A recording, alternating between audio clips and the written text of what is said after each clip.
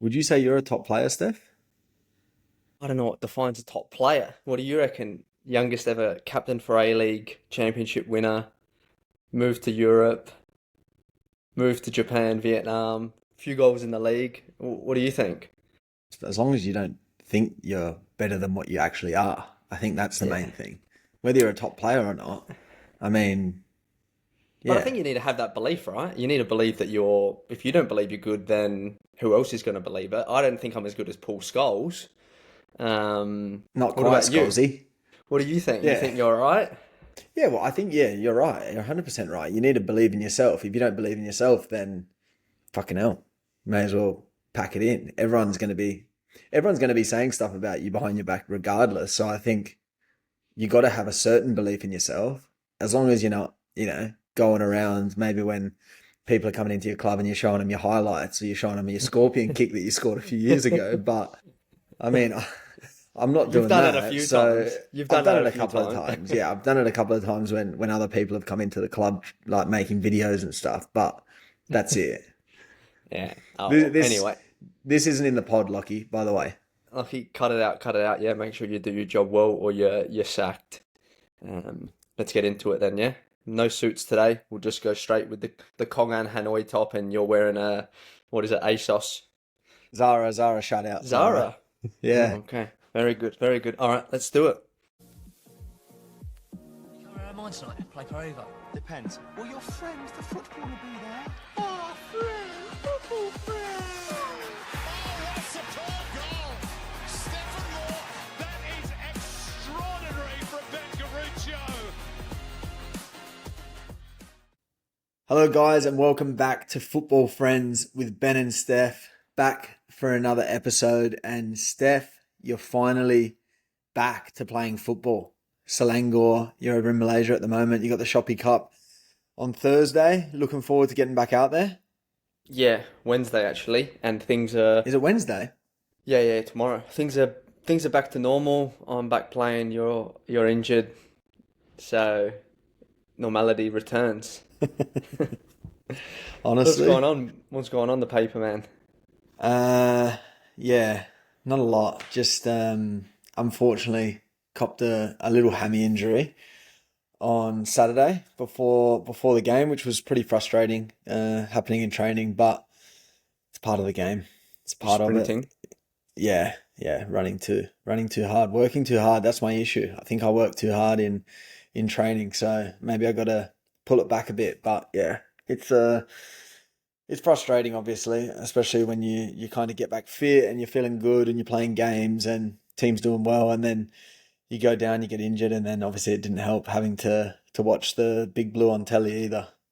Probably one of those ones where I don't know if you would have made that much of a difference based on the game. Obviously, every like so many things change with a different player in, but it looked like from start to finish that Victory were all over him, and it's not that you ever want your team to lose because when you're younger, it's a bit different. You want to get in the team, so you kind of if someone plays bad, but when you get older, you realize like you just want the team to win, and then you come back into a winning team once you earn your spot. And I think that was a good one to miss though, if you have to miss a game. Yeah, obviously, I was really looking forward. We've obviously got some big games coming up, and the Big Blue was the first of those. And then we've obviously got the Sydney Derby this week, and then we got Auckland away. So I'm getting a scan today actually. So hoping that it's nothing too serious, and hopefully I can be back in contention for the Sydney Derby. But yeah, it was How's it feeling? it was yeah, it's all right. It's all right. I think I've gotten away with a relatively minor one, which I'm hoping for, but obviously you just don't know until you get that scan. So once I get those results back, I'll know, and I'm just hoping that it's a small one. It's definitely not anything major because I just kind of pulled up and then it was sore afterwards. So I'm walking around fine. I did a little bit of gym work today, so hopefully it's mending quickly. Well, I swear it was that last episode we were talking about this, and we were talking Injuries, about like when you're injuries versus younger, pain. yeah, and we are talking about pulling up, like or just keep pushing through. Do you feel like even if you were younger, you would have still like it was definitely there that you knew you did something, or do you think like you could have actually been like, oh, I'll test it out a few more times and made it worse potentially, or it was just like, nah, you knew it went. I think it's that naivety, or maybe you just don't have the experience to know what a muscle injury feels like. And maybe sometimes when it's like that, you're not sure. Like maybe it's just tightened up, maybe it's gone. But because of my history, I've had a couple of, well, I had one really bad hammy, and I've had just another minor one. And this one kind of felt similar to that one. So yeah, I felt it straight away. I kind of felt just a little tug, and then there was just kind of not much power in it. It was just that dull, achy pain, and I knew straight away there was no point in even trying to go more. So yeah, maybe when I was younger I would have kept going and probably made it worse, but hoping that because I pulled out straight away, get away with maybe something minor. Yeah. But yeah, it was a Sometimes I fucking feel tough. like, It was a tough watch. It was a tough watch, Steph. It wasn't good. yeah. Well, I think Victory are definitely playing a lot better now. Like, what was it? They went 6 games or 5 games without scoring, and now, like, you can see they've kind of got that cohesion and they've got the right players out there. And it was a similar performance, I think, to the Sydney FC Melbourne City second half in terms of, like, I thought anyway, like from what I saw, domination of Victory. It was just that Victory was so clinical, like even with the offside goals. I know you guys on the counter looked a little bit dangerous in the first half from what I saw, but yeah, it just seems like if you're going to play that style against teams that have that attacking threat, you're gonna cop chances against you. And when you've got someone like Juan Mata that's getting assists for fun, even though like all right, one was a corner, one was he's just dropped it off and Jelicic just put it in, and Santos is on fire right now. Um, but yeah, you guys, I don't know. Like I feel like it's just really inconsistent. I don't know if that's Yeah. what it feels like as a player, but some games you've kind of dominated it, and other games you've really just looked defensive. It's just Yeah. it's strange. I don't know if that's like the game plan or whether it's just working out like that. Is it something that you guys are changing week to week, or it's just you getting dominated?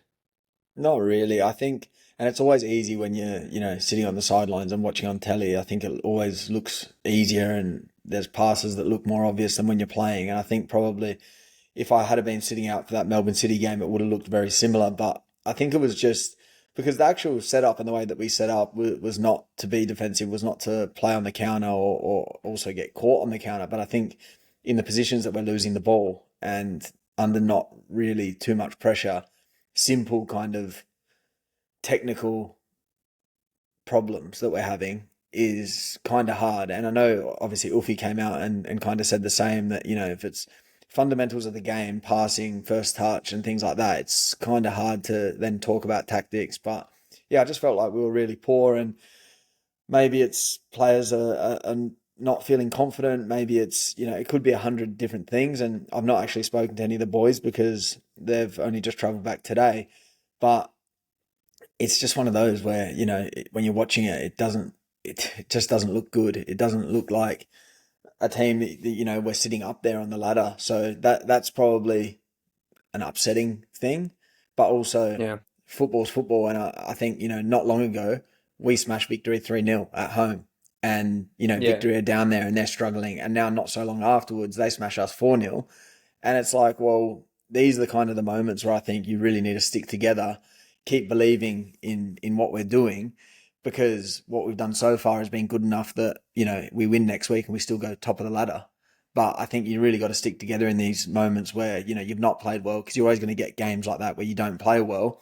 But we've got a massive opportunity now this week. It's Sydney Derby, the biggest game of the season. We're playing at home. It's our second game back at Allianz. The first one didn't end the way that we wanted it to. So it's actually I think it's a perfect game to try and bounce back. And, you get a win there, and all of a sudden Sydney FC, they're top of the league again. So it changes very quickly. yeah. It's probably the worst time as well for West Sydney in terms of they've changed their coach, and there's always a bit of a bounce when you change coaches because players are put on notice. And it's not saying that they weren't trying for the previous coach. Obviously, we haven't spoke to anyone from West Sydney around that, but like just normal. If you hear the same voice like for a long period of time, sometimes the message can become a bit dull, or just a range of different things where, players know if they're playing, other players think I've got no chance in playing, so they kind of intrinsically it's hard to get motivated, and like people could be listening to this and being like, oh, how could you not be motivated and give 100% every day when you're a professional footballer? But it's not through lack of choice or not wanting to give 100%, but sometimes there's just like this mental block where you're not agreeing with the coach or you don't like the training or whatever it is, and you're trying to give 100%, but it's so difficult to actually execute on that, where a new coach comes in and straight away everyone's like, all 20 players, 30 players are like, fuck, I've got a chance here. Like, I can play. Like, I can play this week if I train well, play well in the first game, and like you look at like Cicluna, for example, like he wasn't really getting much of a look in after his injury. Now, man of the match in his first game, and you're like, okay, this is something different. So like it's just funny how it works. But now they're obviously buzzing, and they're probably thinking, fuck, Sydney FC, they're there for the taking. It's gonna be a good game. I hope it's like a packed crowd, which I'm sure it will be, and definitely keen to tune in. You think Lolly could be back for this one? That's what's been in the news, which I think will be a massive one. And we saw another well, not Englishman, but a guy from England in Ryan Fraser popping up with a pretty good performance. Do you think Western Sydney have found their own Joe Lolly equivalent? Yeah, maybe. Or if he can replicate close to anything he did, during his time in the Premier League here in Australia, then he's going to be a top signing. I think it's not a bad way to get off the mark, scoring a massive goal and a winner in your first game. So I think he's going to be a good signing. I think it's pretty strange that, they were making signings while Stajic was still a coach. Like, they've just signed Ibasuki and now you've got a new coach.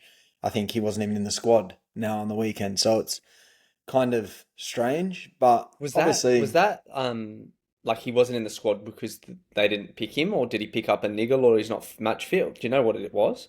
Wouldn't have a clue because he played the week before off the bench. So yeah, seems a little bit strange. And obviously Gary Van Egmont's come in, and I'm sure he'll have his own players. And there was Phil Kankar as well, who's not played a lot this season, and he started the match. So he's obviously going to look at some new players and maybe look at players that weren't performing or didn't like what he saw when Stajic was still there. But yeah, it'll be a massive game. I think regardless of anything that happens, even if Stadge was still there, it's going to be a massive game. It's a Sydney derby. I think they're the biggest games. I just thought about Gary Van Egmond when when we he were at the AIS. When he maybe I lost have to tell him. Maybe I have to tell him about that. yeah. When we play this week, maybe after the game. But yeah, he was fucking. We'll just quickly fill everyone in. He was our coach. Him and Jan Verslaan were our coaches at AIS, and I don't even remember what happened. What happened? I got my phone taken off me at school because I was on my phone, and then I went to go and get it at the end of the day or the next day, or they said we're going to give it to your coaches. So I went to training after school, and I said to Gary, can I grab my phone? And he goes, oh, it's at the pools. You can go and grab it after. And I said, oh, perfect. We go to the pools every night, so I'll go and get it. And he just turns around and looks at me. This was like right before training outside. Everyone's in a circle. And he's like, you want to be a fucking smartass? All right, go get you. What did he say? He kicked me out. Yeah. And he told me to fuck off. Yeah, he said, you're not training today. Go and get your phone. You're not training for a week or something. And obviously you didn't say it as calm, or it wouldn't have been, it wasn't like a smart ass comment, but I think it was like almost like a throwaway, like, oh yeah, we go there every day. And he's probably thinking, fucking no, you don't go there every day. But we actually were going there every day. Yeah, and you fucking sat there with your tail tucked between your ass, didn't say anything. You should have fucking stood in and said, hey, Every Gary. man for himself, huh? You should have said, Gaza, listen, we actually do go there every day. So get Benny back in here. He's training today. Yeah, he was crazy. He was pretty crazy. Even I know we've gone off topic here, but even the rondos we used to do like before training, he would sometimes join in. Like we would just set it up. Like they used to say, if you rock up to training, like just put four cones out, do a rondo, whatever.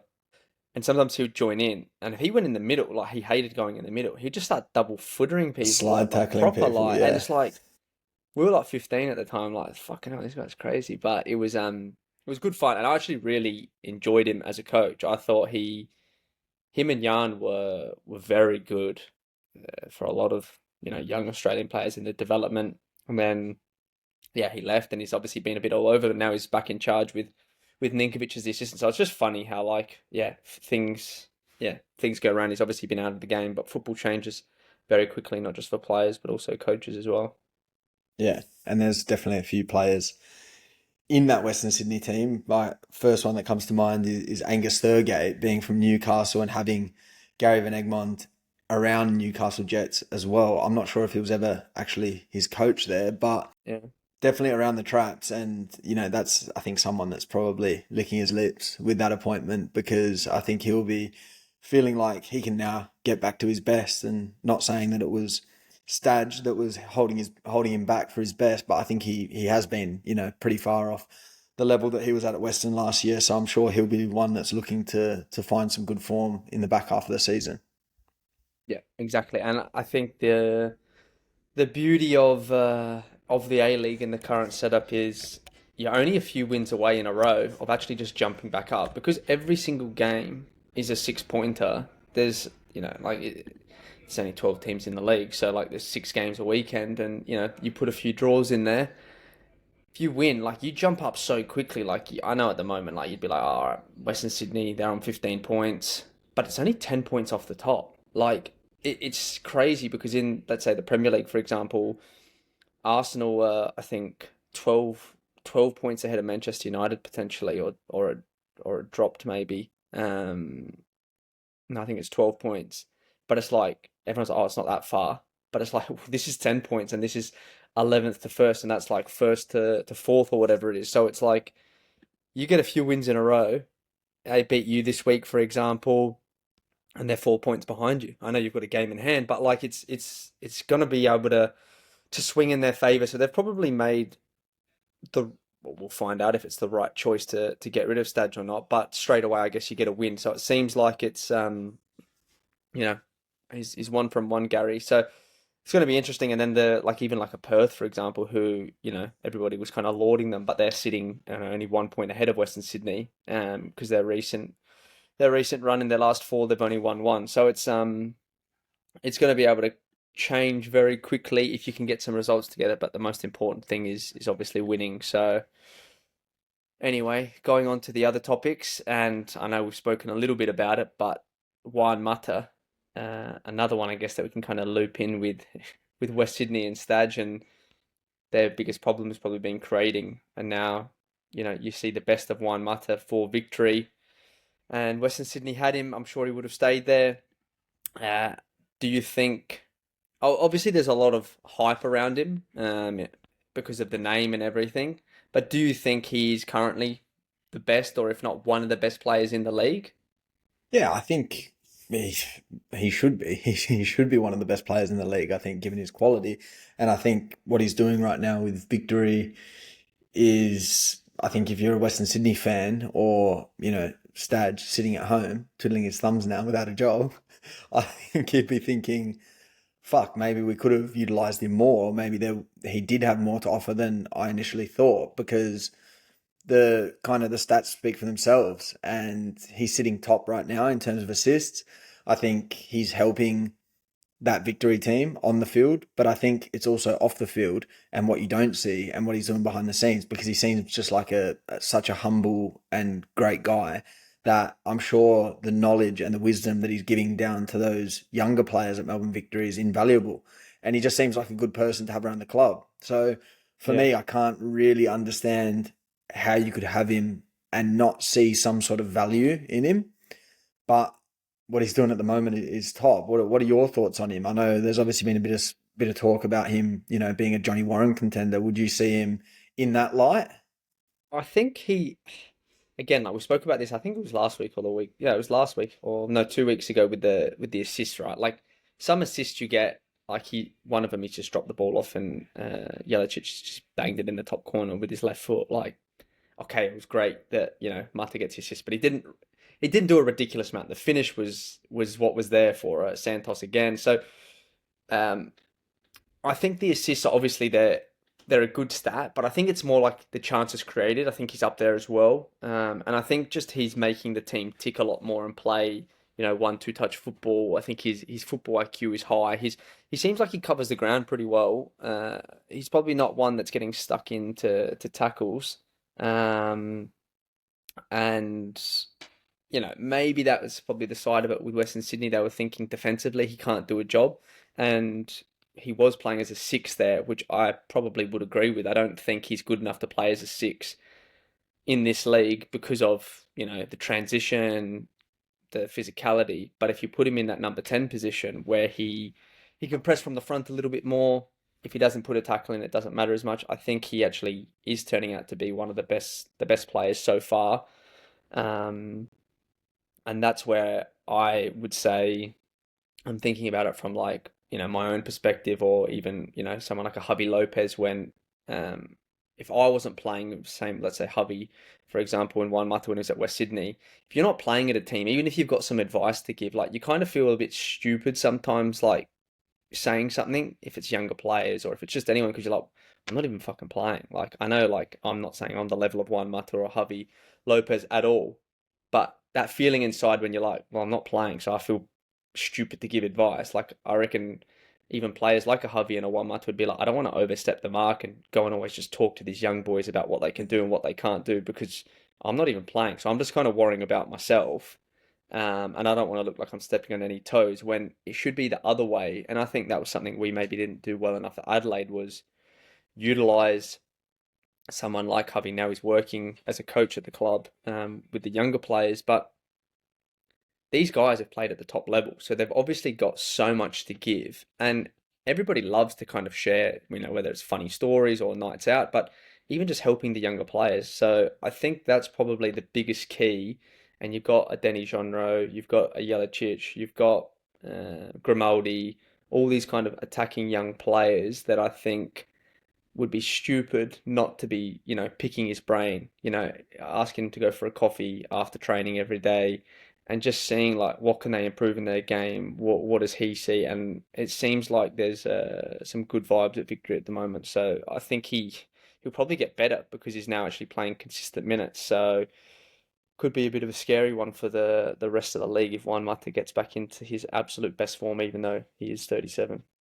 Yeah, no, and even them, like you say, like they're obviously, that's a massive win for them. They lost their last two before that, but they're still not even within the six at the moment, which is, I think, pretty crazy. Obviously, then you've got Western Sydney in 11th, and then you've just got the inconsistency from the other teams. And for me, the team that I really want to speak about is the Jets and your old assistant coach, Millsy, because for me right now, like they're the standout team. I know they've conceded a lot of goals. They've got obviously a lot of young players, but for me, the football that they're playing, it's just so exciting. Like that team just looks like they're full of confidence. What are your thoughts? Obviously, I know you worked with Millsy and we've spoken a little bit about it, but is this could you see this coming from working with Millsy?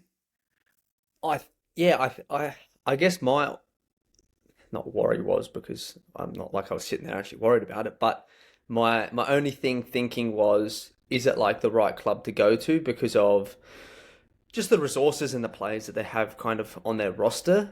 I think, like if he took over an Adelaide or, a Melbourne City or a Victory, like you have better players, what it looks like better players, because the Jets hadn't actually been giving a lot of their young players games. You didn't actually know the full talent of them. And I think this just shows how much a coach can actually change the way players play, because even players that were there previously that didn't look as good now under this style, under Millsy, are looking unbelievable. I think because he is such a good coach, he's extremely demanding.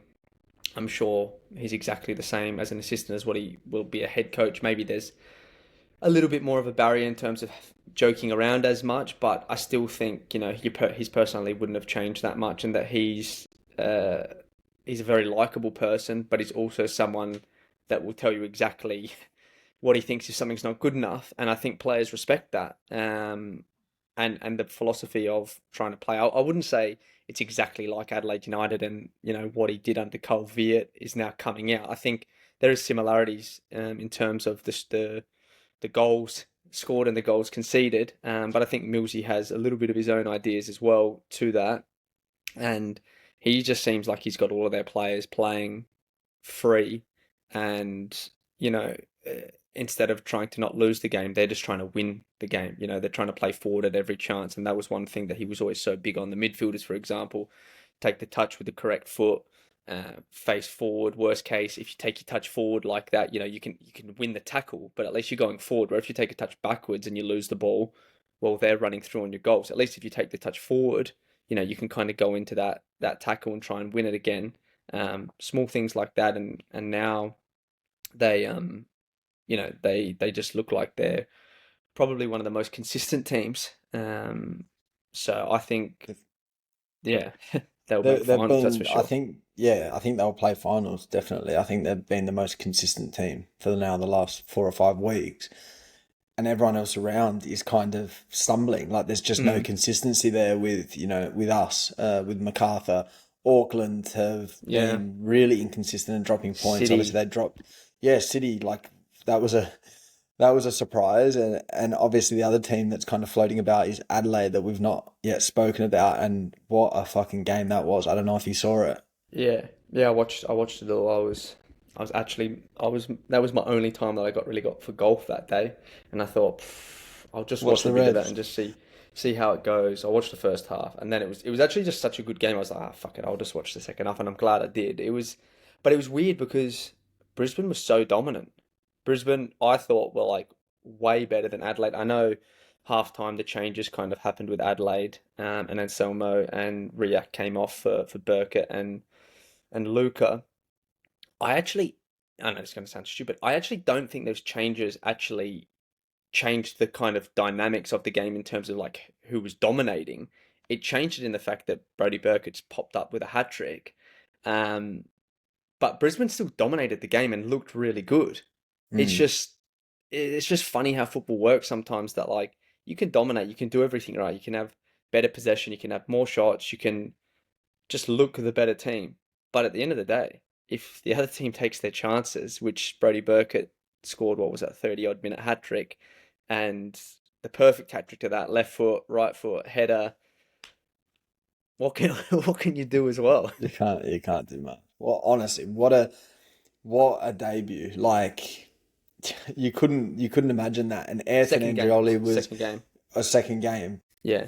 Or first A-League goal, yeah, that's what it Yeah, it was. First A-League goal, second A-League goal, third A-League goal. It's like it's fucking crazy. You can't script it any better than that. I'm fairly sure that he wouldn't have even expected that.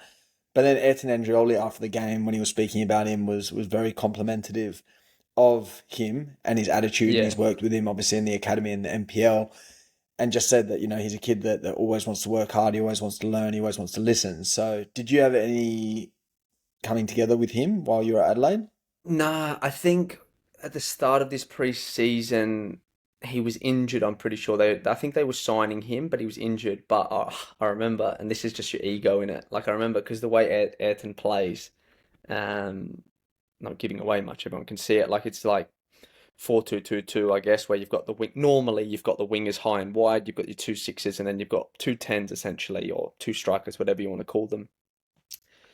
It's not always worked out like that with the personnel at Adelaide, but this season I think when they've got the players they'll play that way. And Brody had been doing that with the youth team, and I think he said Joey Garuccio or maybe someone else. I remember we were doing it, and he was like, I'll get you some clips of Brody and Joey, and you can like learn off them. And I remember just thinking, fucking like I'm like 30 years old here, and he's telling me to learn off like some 17, 18-year-old kids. I understood he was talking about the way of playing, but when you hear it, and a few of the other boys were like also in their positions, like, come on, like, but it's maybe advice I should have listened to a little bit more because he's fucking banged in a hat trick, and I'm not just saying it because it was me, but I was actually like when I was watching him, I was like, fuck, this guy actually reminds me a little bit of me. Like I know he's maybe a little bit more of a striker, but his timing into the box, like the first goal was a good run. The second goal, as soon as that ball was played to Yaya, I was thinking, oh, he's got to take another touch here and then cut this back. Someone's got to be there. Brody Burkett was there. And it looks like an easy goal, but it's all about the timing of the run. And then the third one, again, like you make runs into the box. Of course, it's a little bit lucky that the ball falls directly to you. The header was top, but he he looks like he's someone that's very desperate to get into the box, and if you do that enough times, you're going to get those chances. And um, I would be very surprised if it's not Luca and Brody Burkett starting in the next game as the two number nines or two number tens, because it's yeah, it's one of those ones. If you can perform like that, you're going to get another chance, aren't you? Yeah, absolutely. And it was crazy because the third goal and the winner was kind of similar to Kiddo's goal the week before. I don't Yeah, think it was quite as good of a header, but it was yeah, very similar. I was like, fucking hell, 2 weeks in a row, and it's like a very yeah. similar goal. And So, like Muniz, who's was touted as one of their, the big players, coming in to kind of help the squad recover from the losses of Clough and Mork, two stars of the team. And he's not really hit the ground running. Like he hasn't. He's struggled, but 2 games in a row off the bench and 2 assists. So it's yeah. just like things just change so quickly. Maybe he starts next week. Who knows? But it's yeah, it is. It is. I think just the way the league is this season is like anyone genuinely can beat anyone, and I don't think besides the first two places, because if you get first two, you get the first week off. I don't think it's going to matter if you finish sixth or first, to be honest. Like even if you finish ninth, you don't make finals, but I don't think ninth is going to be that much worse than first, uh, based on what we've seen so far in the first half. And Melbourne City, I messaged you on what was it? I don't know, Thursday or something, when a few of the transfers had went through. I said Melbourne City new favourites, I reckon, for the A League, and then they go out and get absolutely spanked by MacArthur. I know, they didn't have everyone out there, but that's not a performance that's kind of showing that they're going to turn things around, is it? No, not at all. And yeah, MacArthur are another team that have been, I would say, quite inconsistent. I don't think it's one of those where you can be like, fuck, we just got them in a really good patch where, they're playing so well. Mm, That result there was kind of just out of nowhere. yeah, And I know obviously Delbridge wasn't involved. I think Eunice was on the bench and Teague, Arzani didn't Arzani start. wasn't Obviously, he's still a involved. few Yeah. weeks away. So it's not like we're seeing their full strength, but I mean, look, it's a Yeah, 6-2. It's the same as losing 4-0, really, or yeah, potentially even better, but it's not a result that you want, especially on the back of some promising signings. But I think they are going to be great signings. yeah, yeah. I think it will take a little bit of time for them to gel. Just like anything, like if they've lost Kai Truan as well, which is an unbelievable move. New York City, him and Aidan O'Neill, two Aussies, obviously over there, and now we have a ridiculous amount of Australians playing in the MLS, which I think is only a good thing because it is a step up from the A League, definitely, and the more Australians that can go there and do well, the better it is, I guess, for for that pathway. Um, but Delbridge, and this is so weird. Like we've said it a few times already, about how football changes quickly, right? I was saying this to Carla, my wife, because we're friends with them, and like we didn't. Well, I was like, oh, I don't know what Harrison's doing. Like, I'm not sure. Obviously, there was the Western Sydney stuff that said he'd signed there, but then he hadn't. And then I was like, no, I don't know what they're doing. And then literally like an hour later, it was like Delbridge signs at Melbourne City, and it's like they were probably literally sitting in the Gold Coast because I think they've got a holiday house or their family's house up there or something like that. They're probably just sitting there, like, just training, just waiting for the phone call. And then it's like, oh, shit, Kai Truan's gone. We need a defender. Harrison Delbridge is available. Perfect. Let's sign him. And it's like your world just changes in an instance. And sometimes it's out of your control because if Kai Truan doesn't go to New York City, Melbourne City don't need Harrison Delbridge. And it's just funny how things work like that. And sometimes it's for the good, sometimes it's for the bad. You never know. Um, but I think it's not in a bad way to Kai Truan, but I think for what City need right now, I think Harrison will actually be a better signing. I think their team will be more rounded with Teague as the six, with Harrison as a centre back. I think they're going to come in very strong, not just in the A League but also for the Champions League elite. I think those signings are going to put them in a good position to be able to make that next qualification round where I think they have a tournament they have to go away for the round of 16. So it'll be very interesting, but the better they do in that, the better it is for Australian football as well. So, yeah. Do you think Delbridge will be as good as he was last time when he was here at City? because I think so.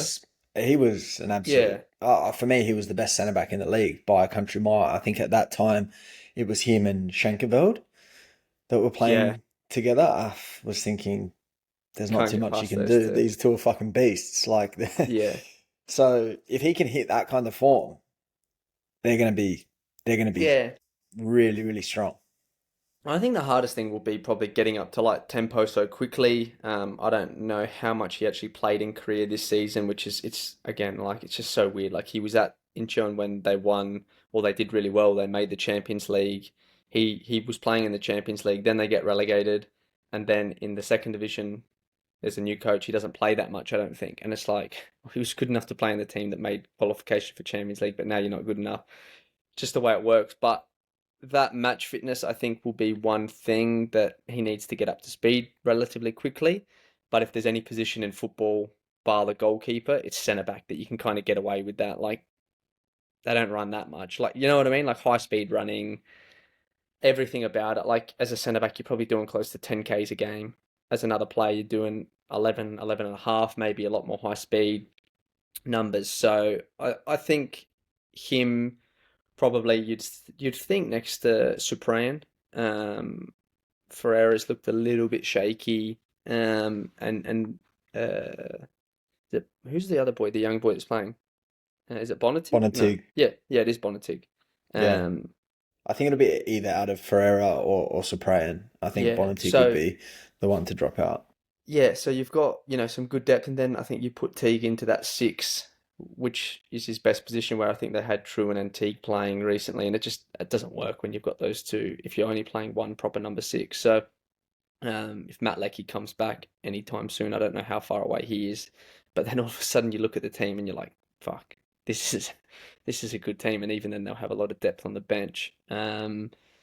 So yeah, it's just it's one thing to say it though, and it's another thing to actually do it. And that probably Just leads us on to yeah, go well, on. just quickly before that, and obviously there's been a little bit of talk about some of the signings, and Arzani started at City, went to Victory, now he's back at City. Ryan Teague at Victory last year, now at City, and I get it. This happens kind of all over the world.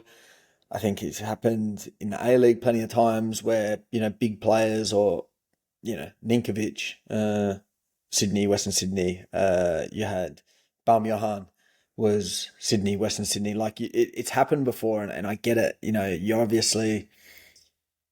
You've got loyalty to whoever's paying the bills at the end of the day. And that's the way I see it. But I think there's been a lot of talk about, does this actually detract away from, the game and the rivalry? Is there actually a rivalry, or is it just all fake? And I think the social media and maybe the way you speak to the media and the way you're maybe portrayed to those fans is what kind of comes across a little bit fake. Because who was it out of Arzani or Teague? There was one of them that was saying something about City last season, and now they've gone and signed there. It's like, can you say too Yeah, much if really, realistically, the other team offers you a better contract the next year? You're going straight there. You don't give a fuck about the rivalry. yeah. I think the hardest thing with Australian football is that the money isn't massive, especially now compared to what it was, let's say, 4 or 5 years ago. So a lot of clubs are on smaller budgets, and maybe if it was 5 years ago and an Azani becomes available or a Teague for Victory, they would be like, nah, we've got to pounce on this. We've got to get him, even though we've got, good players, will be even better. Where now it's like, mm, we don't really want to bring him back because we've got players in those positions and we want to play our young players so we can potentially sell them. So I think there's an element of that. But for the player, like, what can you do? Like, you could say, all right, like, yeah, I'll come back to Victory. Like, even me, or let's say you, for example, if you went overseas and you wanted to go back to Western before all this stuff happened with Western, you'd been there for a while, you're the captain, you'd be like, yeah, I'll go back to Adelaide or I'll go back to Western United. But if they don't offer you a contract or they don't offer you anywhere near the terms that another club offers you, like, what are you actually meant to do in that situation? And that's just the reality of it from a player's point of view. I think the hard thing is, as a player, is like you want to speak about it like that in the media because you genuinely feel like that in the moment. But a year later, things change and you need to do what's best for you. So I think the hatred is there between the sets of fans. And I think if you're a player that probably grows up, if you grew up in the Melbourne City Academy, I think it can be a little bit different. Like I know Azani played for the academy a little bit at Melbourne City, the youth team, but he wasn't born in Melbourne. He's not like a proper Melbourne City. I'm talking about if you grow up as a 6, 7 year old supporting Melbourne City or Victory your whole career. Steph Kolikovsky. Yeah. Like if you do that, I think it's different. I think you'd actually think twice about going there because like, I'm not saying it's the same level, but like me with Arsenal, for example, I love Arsenal. Not that I'm at the level that Tottenham Do want to you? sign me, but I don't think I would sign for Tottenham. I'd be like, no, fuck that. But if the contract was that good, obviously you're gonna have to think twice. But there would always be that little bit of hesitancy, and you'd be like, I don't really want it. Like Eze pulled out of Tottenham at the last minute to go to Arsenal. It's an easy decision, but A-League clubs can't do that. They can't be like, one of our players is going to go to a rival, so we need to offer the money that he can get. So it's just hard, but like the fans is what makes the rivalry so big. And that's always going to be there because you're not going to see a Sydney FC fan jumping to be a Western Sydney fan, like because they've got a better membership on offer. Like that's not going to happen. So it's, if anything, I reckon it just keeps adding extra spice to it because in that game you've got more talking points and during the game.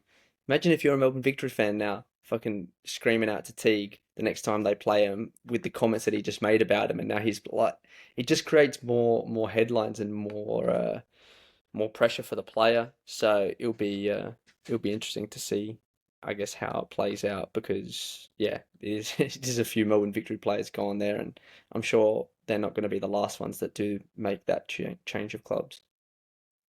Well, on that note, because obviously both of those players have come back from overseas, Mind of a Pro topic for the week, influx of Aussies transferring back to the A-League and obviously more importantly from Europe, coming back from overseas, getting that move where you wanted to get out of Australia, you wanted to go play at a higher level and then coming back. Obviously, this is an easy talking point for the two of us because we've both been there. What are your views on it, especially right now? So many players coming back, and it is a World Cup year. Players want to get back. They want to be right under the noses of Popovich and his coaching staff. But what are your views on it? And secondly, would you have changed anything when you did the same? I think like it's easy to speak when you're not the one making the decision.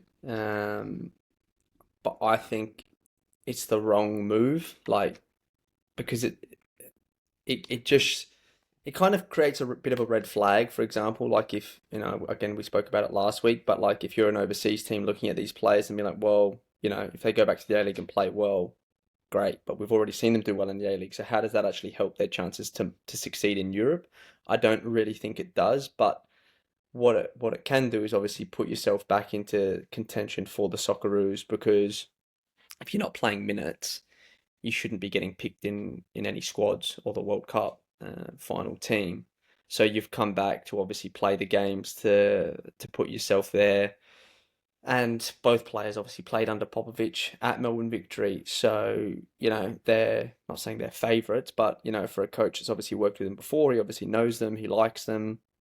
And maybe he said to them, listen, if you two want to have a chance in making this squad, you need to be playing minutes. I don't care where it is. As long as it's at a good enough level. And, if you have to come back to Australia, I'd suggest doing that if you want to make the squad. So if you had the national team coach saying that, not saying that he did, but if you did, I think it'd be very hard to not come back because you'd be like, fuck, like, I don't want to regret this, might be my only World Cup. Well, Azani's been before, but might be my last World Cup that I can actually be involved in. But I just think for that longevity of succeeding in Europe, I don't think it's the right move. I don't think it creates that mental toughness. And Azani came out speaking about like, how much like growth he's had to do and the mental resilience and 100% like we've both been there. We know of the struggles overseas and it's so difficult when you're over there and it's not easy. But if you come back to the A-League and do well, it is good. We've both done that. but it's easier in the A-League to do it because you're comfortable. You know you're going to play, or you're going to get the chance to play. Where doing it overseas, I think it carries a lot more weight, and that was even, one of the big reasons why I wanted to go to Japan. And even not saying that the level's higher in Vietnam than the A-League, but it's the same thing. It's hard to do it in foreign leagues because there's all these external things. So I think for their longevity of their European career, it's the wrong move. But in terms of that immediate kind of chances increasing for World Cup selection, your Mitch Dukes makes a lot more sense because he's 35. But for an Arzani and a Teague, I don't know if I would have done it. I would love to have been in their current position to make that decision. But what do you think about it? Yeah, I think, and I can only speak from my experience where there was no other option. There was absolutely nothing, and mine was a bit unique because of COVID in that time, and I was coming off the back of an ACL injury, so I was really just trying to find anything. Hart said that they didn't want me anymore, and I was just trying to find anything at all. To be honest, it didn't really matter too much about the money or the league or where it was in the world. I just wanted to not come back to Australia, and in the end, there was nothing there. So in that case, and that could have been the case for Arzani, it could have been the case for Teague, but I think as long as you exhaust every possible option, I'd be on the phone, I'd be on the blower with my agent saying, I do not want to fucking go back. And this situation is different being a World Cup year, but in general, I would be on the blower with my agent saying, get me a loan, I'll go to the second division. I don't care where it is. Just get me an opportunity to go and be seen. If I prove that I can do that, then even if my club doesn't want me, maybe another club in the first division will take me because I've then shown something. So I think that side who's a there, great example? Sorry to cut you off there. You just made me think about Awan Mabil. yeah, he's done it.